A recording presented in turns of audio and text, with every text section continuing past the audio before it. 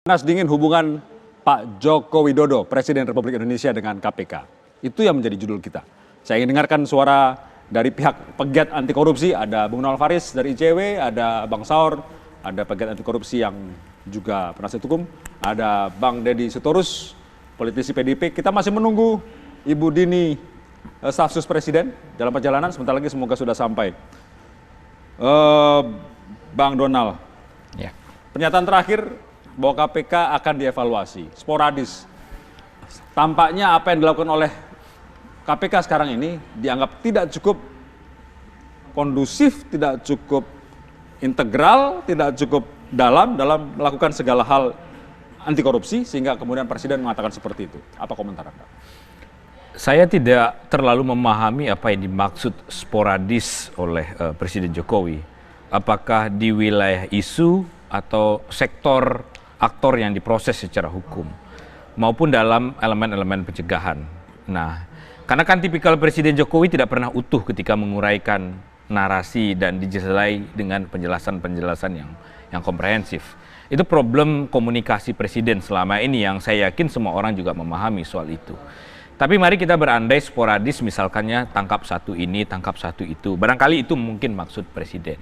Atau kejar sektor ini, benahi sektor peradilan, penegakan hukum juga dikejar, atau di sektor infrastruktur juga diproses secara hukum, pengadaan barang dan jasa, perizinan, sektor pertambangan juga diproses secara hukum. Barangkali itu tebakan saya yang dimaksud oleh Presiden Jokowi. Anda menggunakan istilah tebakan di situ. Jangan-jangan karena Anda tidak mampu mengerti atau memang seperti itulah yang disampaikan oleh Presiden. Feature tadi kan jelas, KPK sporadis, tapi Presiden tidak menjelaskan sporadis di wilayah mana. Mungkinkah karena hanya akhirnya kan berkemungkinan, Mas Indarto juga menggunakan kata mungkin kan. Betul sekali. Mari kita dengar suara PDIP sebagai pendukung. Apakah Anda juga sama seperti Donald Faris atau mungkin seperti saya yang tadi katanya, mungkin tebakan sebagai untuk urusan Presiden minta ini lebih fokus, tidak sporadis bekerja?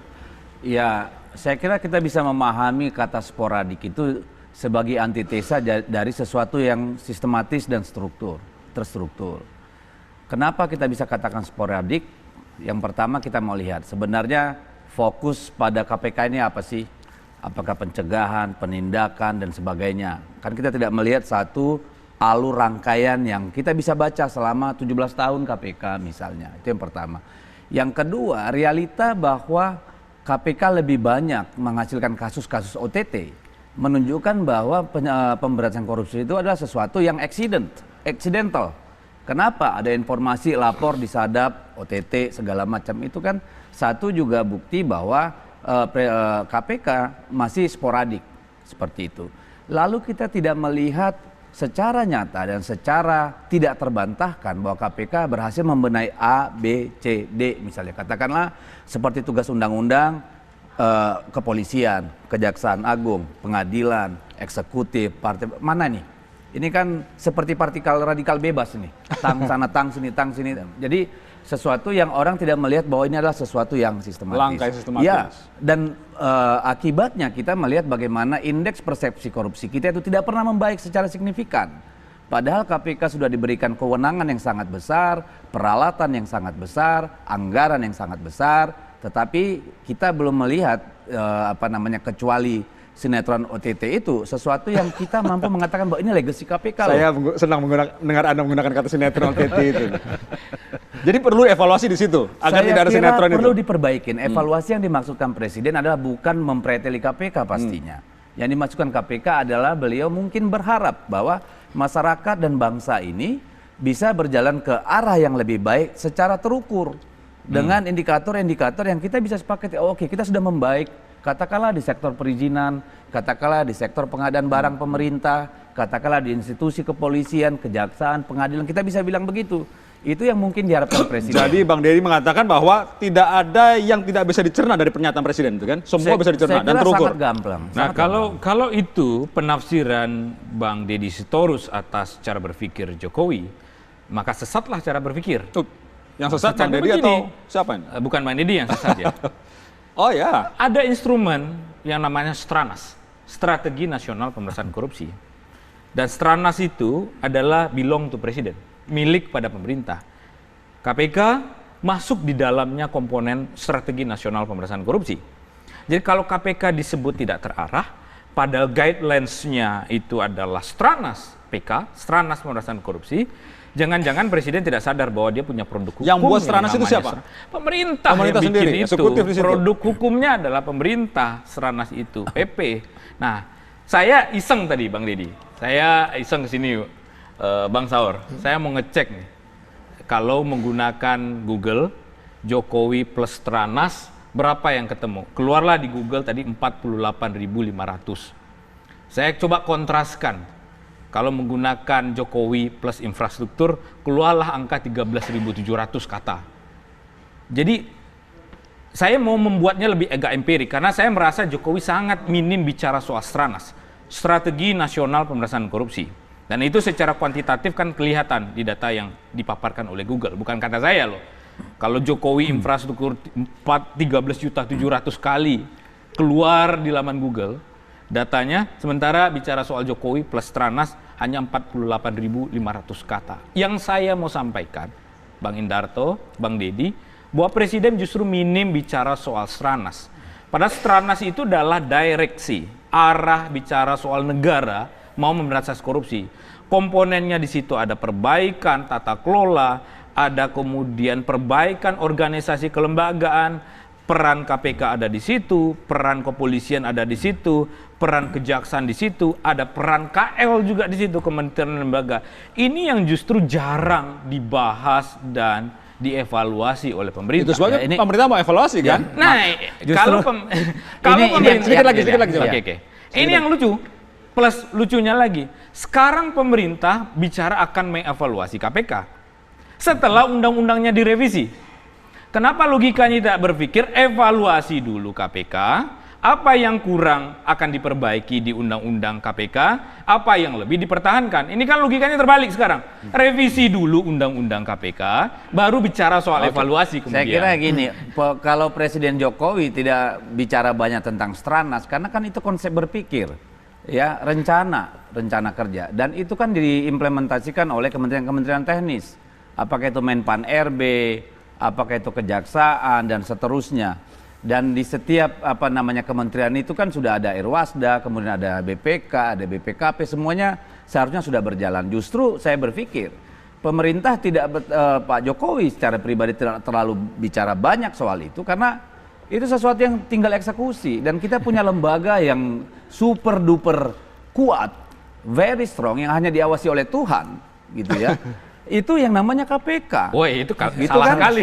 Itu salah saya sekali. kira. Silakan Ya, lanjutkan saya dulu, kira. tapi itu Saya salah bicara sekali. dulu. Iya, nanti saya masuk. Iya, silakan. Karena begini, itu kan jelas terlihat bahwa fokus pada pemerintahan Pak Jokowi bukan berarti pemberantasan korupsi tidak penting, tapi fokus pada Pak Jokowi adalah memastikan bangsa ini memasukin era di mana kita memang mempunyai kemampuan nasional untuk berproduksi, apa itu melalui infrastruktur dan sebagainya. Dan kalau dibilang Presiden jarang bicara itu, begini, apakah lebih enak Presiden bicara tentang itu atau lead by example? Presiden Jokowi bicara korupsi pada tindakannya, pada pribadinya, pada actionnya, bukan pada berapa kali dia bicara soal Stranas. Karena apa pentingnya Stranas kalau dia tidak lead by example? Saya kira kelihatan beda dengan infrastruktur. Kenapa? Infrastruktur sesuatu yang harus dia kerjakan, tahap fisiknya kelihatan dan harus diawasi. Dan itu udah cukup. Dan itu menurut sudah Anda? cukup, Baik. saya kira. Bang Saur. Saya kira lead by example sekarang ini kemudian yang kita dikagetkan kan ketika revisi terjadi dan memang survei mengatakan bahwa betul-betul itu pelemahan. Pak Indiarto, hari ini kita baca Pak Saud Situmorang mengatakan sudah 12 orang karyawan daripada KPK akan mengundurkan diri. Nah, saya mulai dari Baru akan, jangan Iya. enggak. Dirilis Oke. 12 orang. Saya nggak tahu apakah akan bertambah Nanti dan kayak Pak lain-lain. Saud lagi bilang mundur, nggak mundur. Jadi membuktikan adalah bahwa terjadi kegelisahan yang sangat luar biasa di KPK. Padahal sebenarnya mereka ini orang-orang pinter, orang-orang cerdas, puluhan ribu yang melamar, yang diterima itu hanya satu orang atau beberapa orang. Intinya adalah bagaimana sekarang lembaga yang betul-betul sangat disegani ini kemudian tiba-tiba ditinggalkan oleh karyawannya atau stafnya. Saya memaknai pekerjaan itu, kalau orang mengatakan itu dalam makna filosofisnya itu seperti bertemu dengan Tuhan, karena rezekinya itu adalah dititip dari Tuhan tapi nggak dilempar langsung dari surga, tetapi dia melakukan pekerjaan seperti Pak Indiarto malam hari ini datang. Artinya ada kegelisahan yang sangat luar biasa. Nah, kalau Dedi mengatakan sinetron yang dilakukan KPK, barangkali maksudnya adalah OTT. Mas Indi, sesungguhnya KPK melakukan OTT itu menurut pimpinannya itu paling 5-10%. Pencegahan itu kerja-kerja senyap, kerja-kerja yang memang tidak menarik bagi wartawan. Saya kasihkan contoh misalnya Gubernur Riau. Anas ini sebelum ditangkap, mereka itu sudah diawasi KPK, kemudian dididik oleh KPK dan menandatangani fakta integritas. Ternyata mereka juga rampok gitu loh. Nah, pertanyaannya adalah ketika kerja-kerja yang tidak menarik bagi wartawan atau tidak menarik bagi kita atau tidak kita dilihat, apakah kemudian kita tidak akui ini juga kerjaan mereka? Nah, Mungkin Presiden problemnya tidak tahu adalah gini itu. Mas Indi, ketika kemudian orang sudah diajari tidak merampok dan dia kesadaran juga tahu risikonya. Dan kita lihat kemudian KPK melakukan kerja-kerja yang Dedi bilang tidak ada pengawasnya Tuhan, saya kira itu juga tersesat. Karena memang setiap kerjanya terukur, kalau emang ada pelanggaran etik itu ada. Kalau terukur kan nggak ada kasus yang maksud saya sampai begini, 4 sebentar dulu deh, tahun, sebentar dulu 3 deh, tahun sebentar dulu. gitu loh. Kalau memang katakanlah ada orang sembarangan ditangkap, ada pra-peradilan. Ketika orang didakwa, kemudian seorang terdakwa itu didampingi seorang pengacara yang profesional, dan pastikan adalah yang mengatasi atau memutus itu adalah hakim.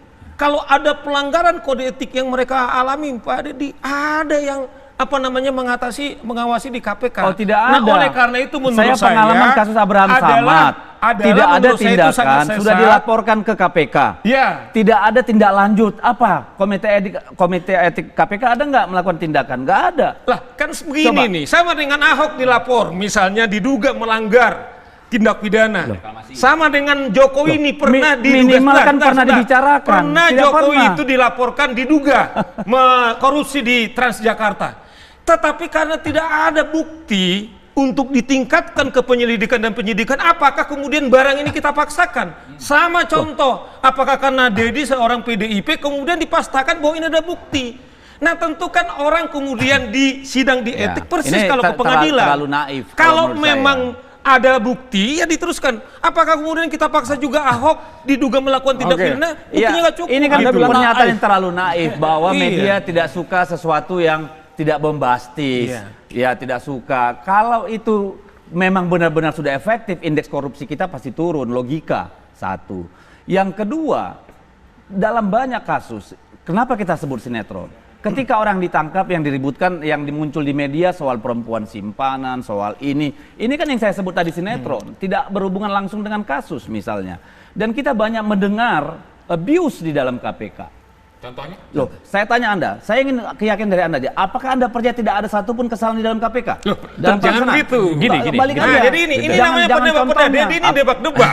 Padahal ini kita bicara soal fakta hukum, bicara intis hukum. Oke. Apakah nggak Kalau bisa? kalau kita bicara hukum itu bicara kalau fakta, bicara baiklah, bukti. saya terima. Iya kan? Tapi bagaimana Anda menjelaskan begitu banyak kasus yang sampai 4 tahun tidak jelas? Loh. Padahal dengar dulu dong. Iya. Padahal Oke. KPK menetapkan tersangka, Iya. itu sudah alat bukti lengkap segala Iya. macam. Itu Bagaimana sebabnya, membuktikan? itu sebabnya Presiden mengatakan ini perlu dievaluasi. Loh, iya dong, justru Baiklah. itulah. Oke, nanti kita dengarkan dulu suara dari istana. Ada oke. Budini Iya. Purwono, selamat datang.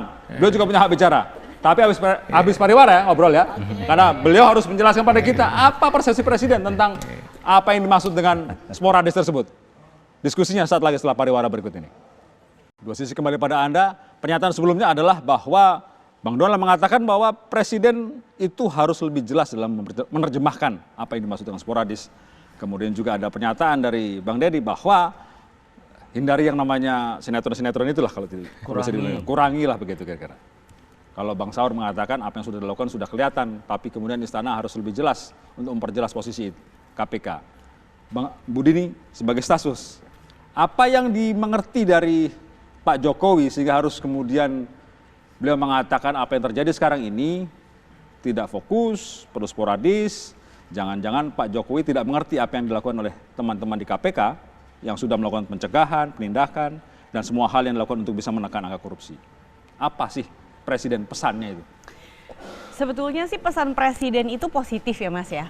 gitu. Jadi yang namanya kita hidup bernegara, berdemokrasi, namanya kritik, sepanjang itu konstruktif ya memang wajib gitu kan. Apalagi presiden dalam hal ini adalah pemimpin tertinggi, kepala negara pemerintahan. Ya wajarlah kalau dia mengevaluasi dan memberikan kritik, masukan, apa yang masih kurang, yang harus diperbaiki ke depan, Dianggap apa yang sekarang sudah masih kurang. baik itu akan dipertahankan. Jadi dianggap masih kurang sekarang ini. Ya, kita dalam hidup kan tidak ada absolut ya Mas ya. Kita itu kan belajar sampai mati, selalu menyempurnakan segala sesuatunya sampai akhir. Nggak ada itu namanya satu keadaan absolut gitu kan, di mana kita berhenti untuk bertumbuh, berkembang dan menyempurnakan diri. Jadi sebetulnya kalau kita mau melihat ini adalah suatu pesan positif dari presiden, dan beliau memang dalam rangka melaksanakan tugasnya sebagai pimpinan tertinggi negara ini, sebagai pemimpin tertinggi juga kan dalam pemberantasan korupsi. Ya dia memang harus mengevaluasi dan memberikan kritik gitu. Sudah ada Stranas kata Bang Donald tadi. Betul. Strategi nasional. Sudah ada Perpres, ada Stranas, ada Timnas ya kan, Kan pemberantasan sudah cukup korupsi. lagi, ngapain juga harus kemudian harus pernyataan seperti itu. Ya itu kan sekarang gini, satu hal ada Perpres, satu hal ada tim, tapi kan terus dong kita harus mengevaluasi diri. Kita aja kerja ada evaluasi kan tahunan, ada evaluasi bulanan bahkan. Nah di situ sebetulnya kan kita harus melihat secara positif proses-proses di mana kita bisa menyempurnakan dan mengembangkan diri. Tidak ada satu lembaga pun yang luput dari yang namanya kesalahan. Namanya human error, itu pasti ada. Jadi harus positif melihatnya. Ini gitu. negatif dulu dong. Ya, pernah negatif loh pernyataan Dia tadi. kan harus Jadi, menjadi penyeimbang. Yang nggak apa-apa begini, Mbak. Bagus. Kami ada itu tidak pendapat pernah yang lain. alergi dengan terminologi atau frasa evaluasi. Setiap lembaga negara harus dievaluasi.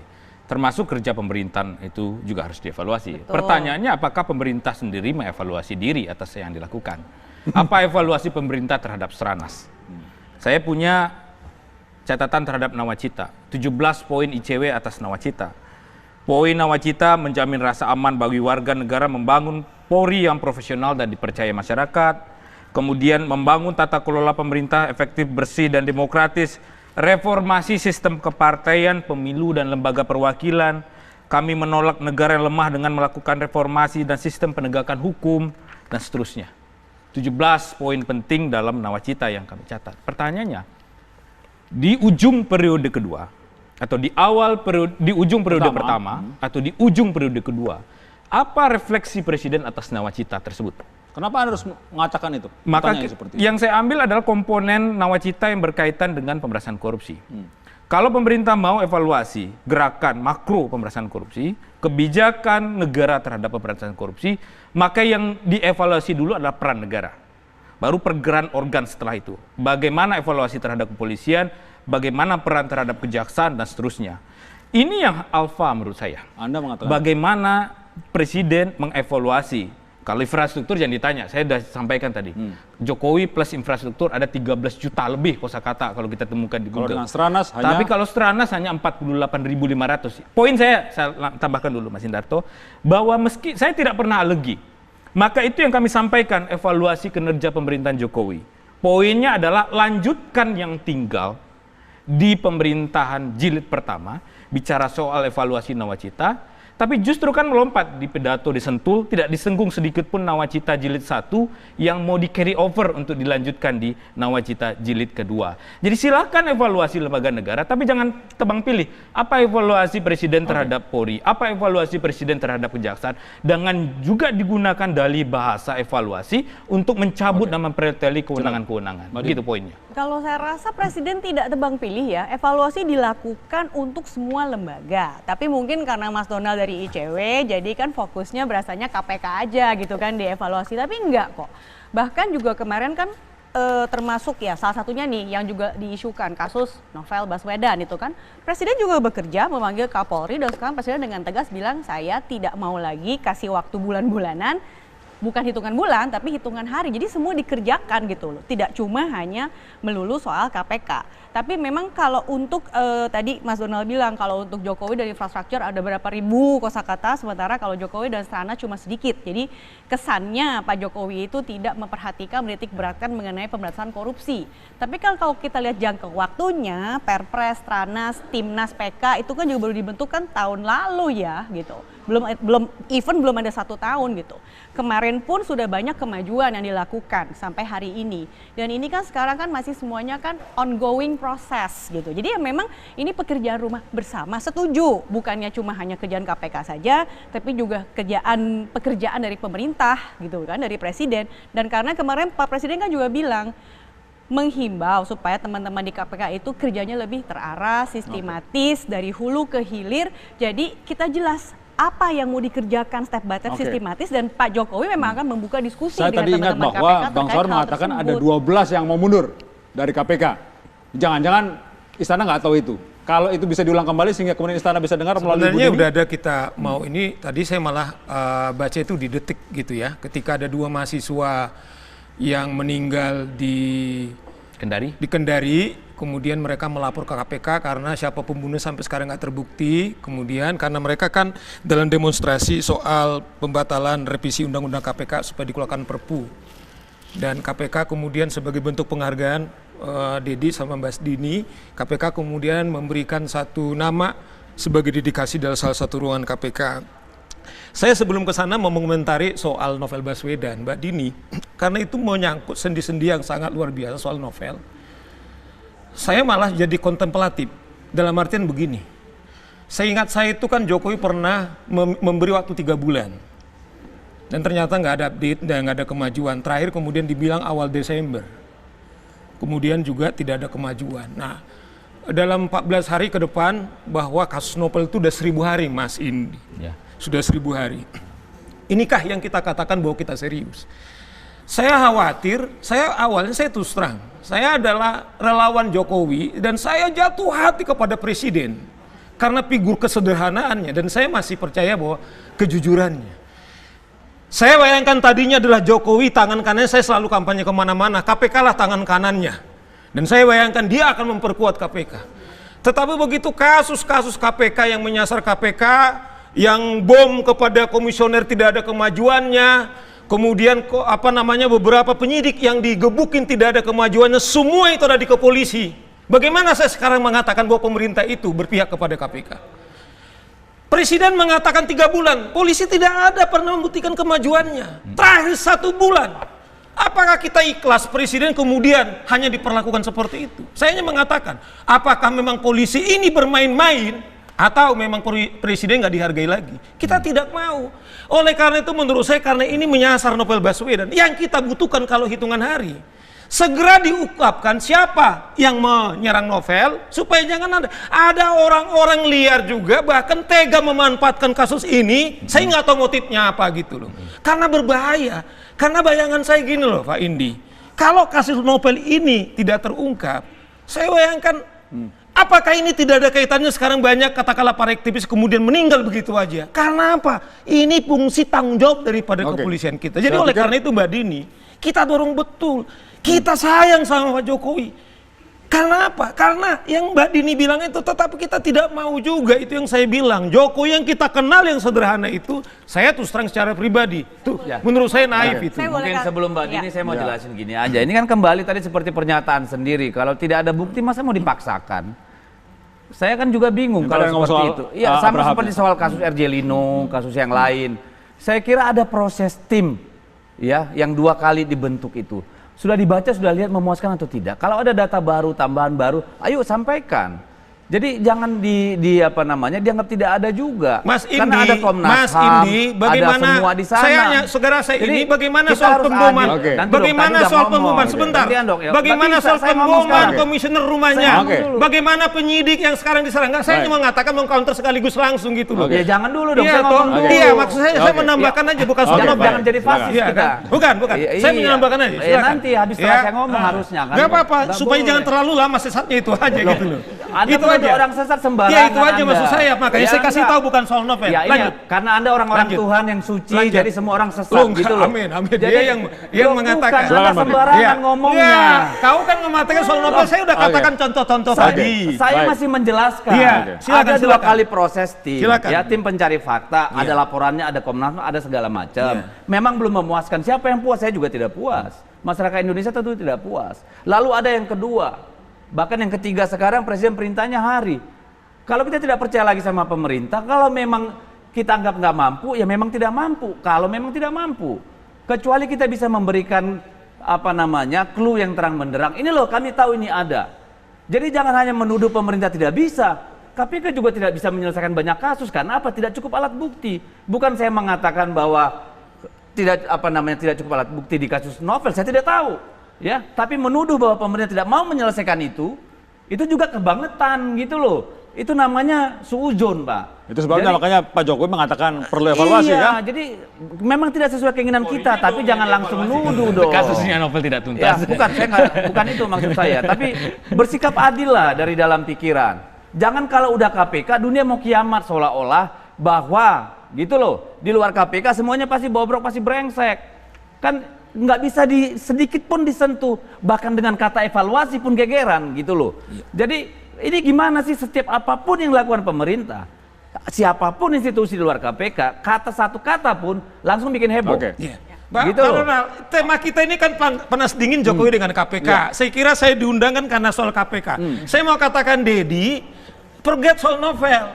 Yang saya bilang penyidik yang digebuki di Hotel Borobudur, yang kemudian sekarang ini kasusnya di Polda Metro Jaya, di mana sekarang? Oke. Pimpinan KPK, sebentar Pak Endang. Pada saatnya polisi harus ngomong, tapi kan tidak. Makanya dalam pimpinan hubungan itu yang antara dibilang relasi oleh ini. Dedi seakan-akan cuman ini, maksud Tadi saya Anda mengangkatkan bagaimana novel. serangan. Baik. Makanya saya bilang tadi itu Serangan pada contoh-contoh. KPK maksudnya. Nah sekarang pimpinan KPK, saya ingat masih, dan itu saya konfirmasi kepada KPK, supaya dengar polisi juga. Kasus pemboman yang terjadi kepada pimpinan KPK ini akan berbeda kepada kasus novel. Ini saya kasih tahu kan, polisi mungkin nonton. Mereka buat time schedule, tanggal sekian tanggal sekian akan terjadi. Sampai detik ini masih Baik. di nothing. Baik. Itu maksud saya. Pesan Anda sudah dengar, Mas, apakah ya? pemerintah Oke. kemudian berpihak kepada KPK? Oke, saya mau dengar suara Bu Nini sedikit. Iya, aduh, heboh, Ya, susah saya 1 menit ngomongnya ya. untuk Anda. soal KPK Ini pasti selalu kegalauan heboh. ini perlu Betul. didengarkan. Jadi seperti tadi yang Bang Saud katakan, yakinlah bahwa sampai saat ini pun KPK itu masih tangan kanan Pak Jokowi. Kita lihat bahwa Clear, KPK ya? itu dari undang-undangnya jelas gitu ya. Tugas KPK itu adalah untuk melengkapi gitu kan, apa menjadi tugas kepolisian kejaksaan yang mungkin dianggap selama ini tidak bisa mencapai suatu Dan memastikan mereka bisa target. dipercaya, Ya, kredibel. makanya KPK harus Udah 17 tahun disempurnakan begitu. Dan tadi kalau Bang Saud bilang kenapa ini kan sebenarnya kita harus dalam berbangsa itu harus pikiran positif ya, jangan selalu negatif gitu. Kalau udah negatif udah Saya susah. kira sakit Jadi hati gini, kenapa Bang jangan, Saud kalau misalnya Jangan, bicara Mbak. gini, kenapa Anda jangan proses merasa yang novel- paling sebentar, positif. sebentar. Saya Proses novel enggak. Baswedan Saya nggak lama. terima Anda Tapi mengatakan tunggu. negatif seakan-akan. Jangan. Saya mengatakan bukti enggak. Oke. Itu namanya Oke. Mas fitnah. ini, Enggak. Bang Saud ini inkonsisten. Saya bicara bukti, tapi jangan Oke. dibilang Bang Saud negatif-negatif. Itu inkonsisten. Kenapa? Saya pikir Kenapa beliau? Konsisten, Kenapa? satu hal dia bilang kenapa Polri kerja lama. Tapi di sisi lain satu hal yang diributkan oleh ICW dan teman-teman KPK, kenapa jangan waktu pemeriksaan kita dibatasi 2 tahun? Jadi memang dalam segala sesuatunya tuh ada proses Bang Saud. Iya. Dalam satu hal KPK Saya ribut bilang. kenapa dibatasi 2 tahun, Iya. tapi di lain hal mereka bilang kenapa ini lama sekali. Itu Gitu. yang saya Jadi bilang. Kita break memang dulu. semua itu kita Kita ada perlu menerjemahkan ini. perkembangannya. Perlu menerjemahkan masing-masing dengan para pola pikirnya. Kami akan kembali saat lagi. Kembali dua sisi. Jadi Bang Dedi, Bu Dini, Presiden punya komitmen untuk anti korupsi tetap tinggi ya. Pasti. Tapi kok kemarin nggak nongol pada hari anti korupsi peringatan itu. Nah. Padahal biasanya presiden-presiden sebelumnya nongol loh. Ya, karena kan memang kalau jawaban yang paling simpelnya adalah kan katanya gantian sama Pak Ma'ruf. Pak Ma'ruf Amin kan belum Itu pernah simpel ke ya. KPK. Yang rumit apa yang rumit? Itu yang simpelnya. Sebenarnya nggak ada yang rumit sih gitu. Bahwa memang presiden ini kan ingin menyampaikan pesan. Oke. Pemberantasan korupsi itu nggak cukup hanya dengan langkah OTT korektif, tapi juga harus dibarengi dengan langkah pencegahan preventif. Dan salah satu hal yang penting itu adalah membangun budaya anti korupsi, semangat anti korupsi sejak usia dini. Kalau kita lihat nih, misalnya dikaitkan dengan yang heboh juga kan kemarin ini ngomong hukuman mati. Sekarang seberapa efektif sih hukuman mati itu? Kita lihat misalnya China. China itu melakukan eksekusi hukuman mati paling tinggi di dunia kan. Tapi kalau kita lihat CPI-nya, Corruption Perception Index, nggak beda jauh sama Indonesia mas. Cuma beda 2 skor. Jadi Jadi simpulannya? tidak ada, itu adalah indikasi tidak ada korelasi langsung antara hukuman mati dengan penurunan korupsi. Tapi justru kalau kita lihat negara-negara yang seperti Bhutan, Uzbekistan, Kazakhstan, mereka nggak punya hukuman mati, tingkat korupsinya tuh rendah. Nah, berarti kan memang sebenarnya selain daripada pemberantasan, korektif, OTT, penangkapan, penindakan, tidak kalah penting langkah-langkah preventif yang sepertinya kayak simple gitu Oke. ya. Tapi membangun budaya anti korupsi, membangun nilai-nilai kejujuran, kedisiplinan sejak dini, Oke. justru itu yang akan memberantas Bagaimana korupsi secara persepsi? efektif in the long Oke. run. Bagaimana persepsi pegiat anti korupsi terhadap apa yang sudah disampaikan oleh Bu Dini tentang Pak Jokowi? konsepnya bagus, tapi diimplementasi pemerintah yang nihil. Saya mau nyampaikan begini, di wilayah pencegahan itu, Dini dan Bang Saur, itu ada dua komponen kalau kita bicara pencegahan. Pencegahan yang berada pada ruang lingkup kewenangan KPK, dan pencegahan yang butuh instrumen dari negara. Pencegahan yang dimiliki oleh KPK banyak sekali, ada laporan harta kekayaan, pendidikan partai politik, dan itu juga dilakukan ke teman-teman PSI. Dini di PSI juga pasti tahu soal apa yang dilakukan oleh KPK kepada partai politik, dan kemudian itu dilakukan, diakses kepada seluruh partai politik. Kemarin Ma'ruf Amin dalam pidato di KPK, dan termasuk juga apa yang disampaikan oleh KPK di dalam pimpinan KPK dalam pidatonya, dari aspek pencegahan 2015 sampai dengan 2019, KPK berhasil menyelamatkan potensi state loss sampai dengan 63,9 triliun rupiah. Tapi ini kan tidak diekspos. Berbeda dengan penangkapan, kalau Bang Deddy menggunakan istilah sinetron tadi. Walaupun saya tidak suka, yang bersinetron itu justru tersangka atau terdakwa. Ada yang nabrak kepala, di nabrak rumah di tiang listrik. Yang bersinetron itu justru pelaku, bukan KPK-nya. Manggil orang ya sudah. Yang bersinetron itu kadang-kadang pergi ke luar negeri, mereka tidak mau dipanggil. Tapi sudahlah, itu bahasa yang tidak tepat menurut saya. Tapi apa yang dilihat, komponen di wilayah KPK itu dilakukan. Potensi state loss-nya 63,9 triliun. Jadi kalau ada yang bicara soal KPK hanya melakukan penindakan dan tidak melakukan pencegahan, tentu itu salah besar. Data statistik menunjukkan berbeda. Yang kedua, pencegahan di wilayah pemerintah. KPK ini hanya satu sekrup kecil di rumpun kekuasaan eksekutif. Siapa pengambil kebijakan di Republik ini? Ya Presiden dan DPR melalui politik hukum revisi undang-undang. Atau di pemerintah dalam bentuk produk hukum peraturan pemerintah, belum lagi bicara soal LPNK, lembaga pemerintah non-kementerian, kementerian dan lembaga-lembaga negara. Banyak sekali stakeholder. Laras Anda ke legislatif dan Yang mau eksekutif. saya sampaikan, kewenangan pencegahan itu justru macetnya di wilayah pemerintah. Pemerintah loh ya. Saya mau contoh. Eksekutif. 2014, Legislatif. KPK itu sudah merekomendasikan perbaikan tata kelola BPJS. Sekarang meledak. Kerugian defisit BPJS 35 triliun rupiah. 2017, KPK sudah merekomendasikan perbaikan tata kelola dan impor bawang putih. Apa yang terjadi? Nggak diperbaiki, ditindaklanjuti oleh Menteri Perdagangan. OTT lah Bowo Sidik Pangarso. Bahkan terakhir, KPK dalam hal Kordia 2018 yang lalu, perbaikan tata kelola partai politik. Didorong keuangan partai politik naik Rp1.000. Bahkan KPK mewacanakan 6 triliun rupiah keuangan kepada partai politik. Tapi apa respon partai politik? Dibalas dengan angket, dibalas dengan revisi undang-undang. Itu yang menjadi respon. Padahal niat baiknya adalah memperbaiki demokrasi, dan itu hanya bisa dilakukan oleh presiden dengan politik kalwil tingkat tingginya, dengan merevisi undang-undang partai politik. Problem demokrasi kita ada di partai. Begitu. Ya, saya kira gini.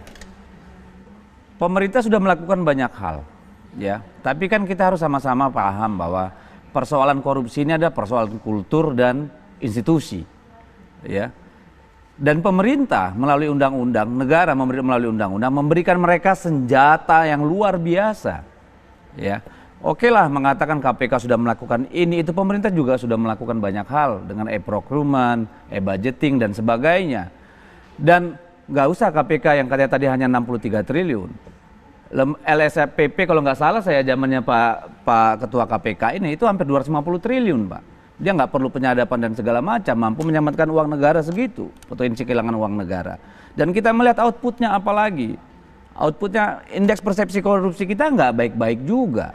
Apakah pemerintah tidak melakukan banyak hal? Banyak, ya. Kita tahu kalau memang kan KPK ini diberikan katakanlah kayak palunya Thor gitu ya. Lu ketok deh.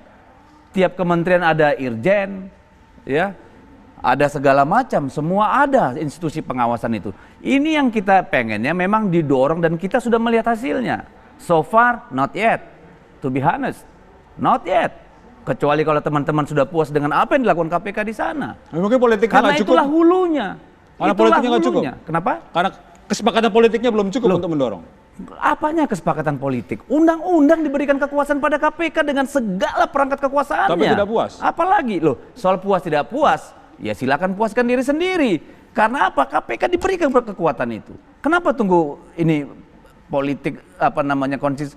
Undang-undang itu sudah konsensus politik. Apalagi Kalau bicara sudah ini orang masih korupsi, berarti masih kurang dong. KPK-nya Jangan salah. langsung puas. KPK-nya Sudah salah. dengan Gubernur Riau sudah begini masih korupsi, berarti belum pas dong. Berarti belum benar. Evaluasilah.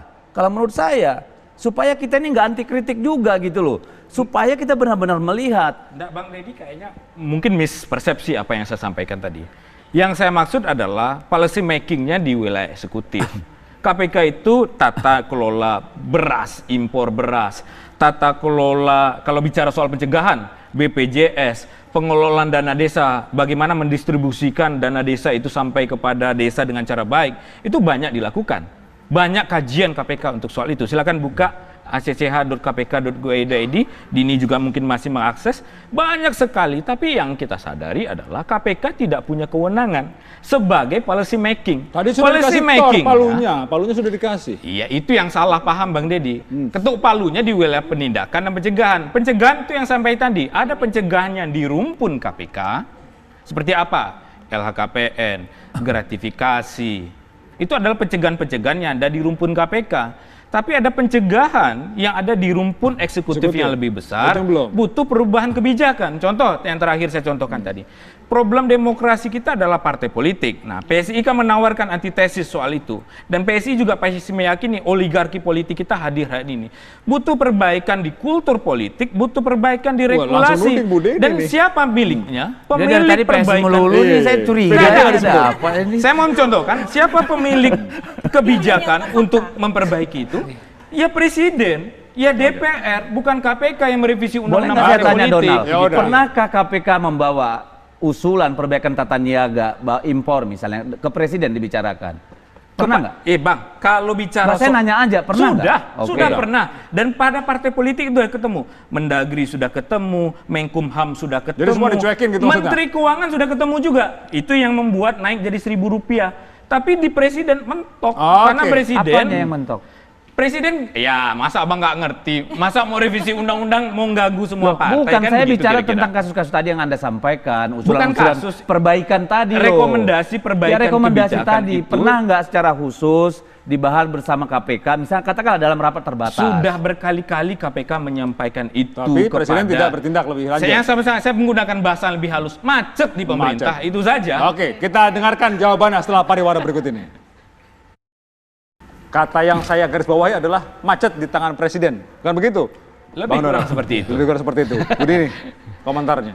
Oke. Lembaga atau pribadi ini kayaknya?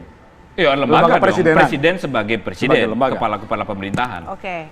Sudah disampaikan. Menurut saya itu tidak apa-apa ya, wajar. Ini justru momen bagus untuk kita mendapat kritik juga nih, ya kan? Jadi saling mengkritik, ada saling masukan, mengevaluasi. ya kan? Dari pihak KPK, mungkin dari teman-teman ICW merasa sudah menyampaikan masukan gitu. Tapi kemudian macet. Nggak apa-apa, itu masukan buat kita. Dan itu adalah jadi salah satu catatan Pak Jokowi ke depan untuk gimana nih caranya supaya jangan terjadi kemacetan-kemacetan lagi di kemudian hari. Dan makanya kemarin kan Pak Presiden juga bilang, ini saya dalam waktu dekat juga mau bicara nih dengan pimpinan KPK, bicara gimana ke depan gitu kan. Kita mau melaksanakan strategi nasional pencegahan korupsi. Tapi jangan-jangan Bapak macetnya di maunya- Mbak Dini nanti sebagai staf sus nanti. Enggak kan? Ah, kenapa? Enggak. Macetnya di Mbak Dini nanti. Loh, kok saya enggak dong. Oke. Jadi Bapak itu kan sebetulnya kepingin, makanya kemarin sempat ada isu KPK bilang sporadisnya di mana gitu. Bapak mau, oke, kita sama-sama duduk, kita sama-sama melakukan assessment, mempunyai dari sisi helikopter view gitu kan. Sebenarnya diberesinnya itu harus dari mana sih? Jadi jangan sporadik, cuma asal random gitu, tapi diurutin hulu ke hilir. Jadi kita mau masuk dari mana nih, sehingga pemberantasan itu sistematis gitu. Ya mungkin masukan-masukan yang disampaikan selama ini bagus, tapi mungkin agak sporadik. Jadi mungkin dari sisi Sporadik lagi. presiden juga bingung, oke, bagus, Oke. bagus, tapi how are we going to do this gitu kan? Itu kan harus consequential gitu. Oke. Jadi memang makanya Pak Jokowi kemana makanya pesan positif menghimbau Oke. untuk teman-teman Bang KPK Saur, lebih terarah dan apa sistematis. masukan untuk Presiden? Mas Indi, kami ini saya pribadi sangat sayang kepada Pak Jokowi. Ini dari hati saya yang paling dalam. Teman-teman Sebagai saya mantan yang dulu, relawan ya? Iya, teman-teman saya yang sangat sayang kepada Jokowi. Hampir sebagian mereka kemudian kecewa. Ternyata ada harapan kita tentang Pak Jokowi. Ternyata mereka berbalik justru di tangan Pak Jokowi itu yang mereka tangkap bahwa pelemahan KPK. Nah, soal perdebatan itu silakan. Oleh karena itu menurut saya masih ada peluang kepada Bapak, saya sebutkan Bapak, setidaknya begini, KPK itu rindu ketemu dengan Pak Presiden. Waktu revisi kan bahkan dia ketemu Pak Presiden nggak bisa menemui Pak Yasona. Yasona janji, kemudian juga tidak pernah ketemu. Sampai revisi Undang-Undang KPK itu tidak pernah ketemu dengan Presiden. Oleh karena itu masih ada peluang. Pertama, yang seperti Mbak Dini, saya berharap kalau dia rindu kepada ketemu pimpinan, biar yang sekarang ini. Paling tidak mereka bersalaman say thanks. Dan yang kedua menurut saya, silakan mungkin teman-teman Dedi dan Dini tidak setuju, masih ada peluang revisi Undang-Undang KPK itu pasti melemahkan KPK. Oleh karena itu, sekalipun barangkali sekarang ini diuji di MK, saya kira saatnya Pak Jokowi kemudian mengeluarkan Perpu supaya kembali dulu. Kalau enggak, saya pastikan KPK ini akan lumpuh. Kalaupun Dedi bilang bertemu dengan Dewan Pengawas, tetapi undang-undangnya biarpun ketemu dengan Dewan Pengawas nanti yang undang-undang sekarang akan bermasalah. Contoh satu saya kasih contoh. Misalnya Dewan Pengawas kan memberikan izin penyadapan atau tidak.